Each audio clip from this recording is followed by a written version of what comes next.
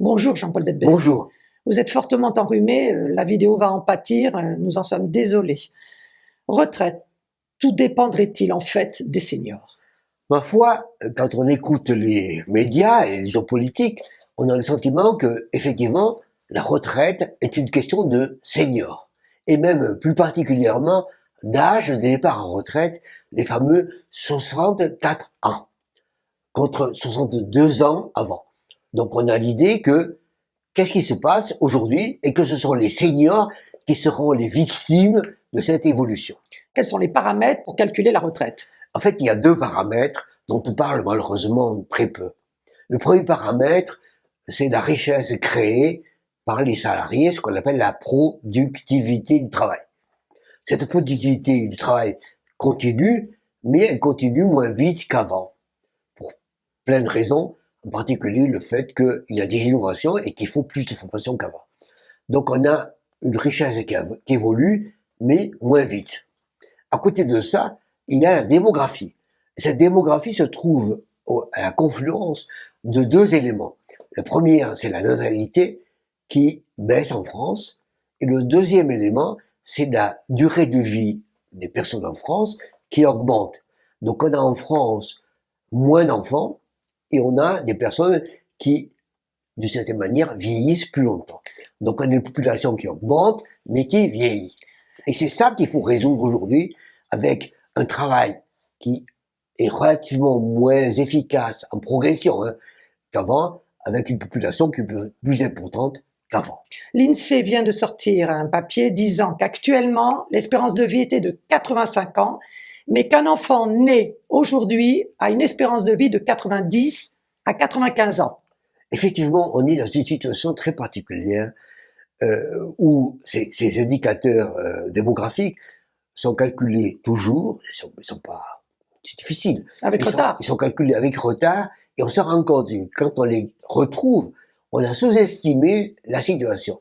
On a sous-estimé en réalité les progrès de l'espérance de vie, l'évolution de l'espérance de vie, les progrès de la médecine, oui. Et les progrès des comportements des personnes et le fait que les entreprises elles-mêmes font des efforts pour réduire les risques, la pénibilité du travail. Donc on a en France, on a une population qui vieillit, c'est vrai, mais qui vieillit dans de meilleures conditions. Mais c'est un sujet qui est assez ancien, en fait, ancien, relativement. Voici un rapport que j'ai écrit avec des collègues en 2005 pour le Premier ministre sur l'emploi des seniors en France. Au CAE. Au CAE, Conseil d'analyse économique. Il s'agissait à l'époque de voir comment faire en sorte de mieux former des seniors pour réduire l'écart entre les personnes qui sont dans le pays et qui pourraient travailler et qui ne le font pas. Cet écart est très important, était très important à l'époque, il s'est réduit, mais il reste important. Et nous devons aujourd'hui faire en sorte que plus de gens qui peuvent travailler, travaillent effectivement et participent effectivement, un, à leur satisfaction personnelle, et deux, au système économique, social et de retraite. Et pour comprendre ça, il faut se dire que nous avons en fait un double compte à rebours. Le premier compte à rebours, c'est celui dans l'entreprise. Quand l'entreprise a un salarié qui a 50, 55 ans, elle se pose la question du style, quand est-ce qu'il va partir en retraite? Est-ce qu'il faut que je le forme autant, plus, moins, beaucoup plus? En disant, est-ce qu'il va partir dans 5 ans ou plus tard? La deuxième question concerne le compte à rebours personnel. Est-ce qu'il faut que je me forme moi pour rester plus longtemps? On voit bien à quel point, si on forme davantage, et si on dit il faut mettre l'accent sur la formation, on améliore le compte-tour de l'entreprise et le compte-tour de la personne.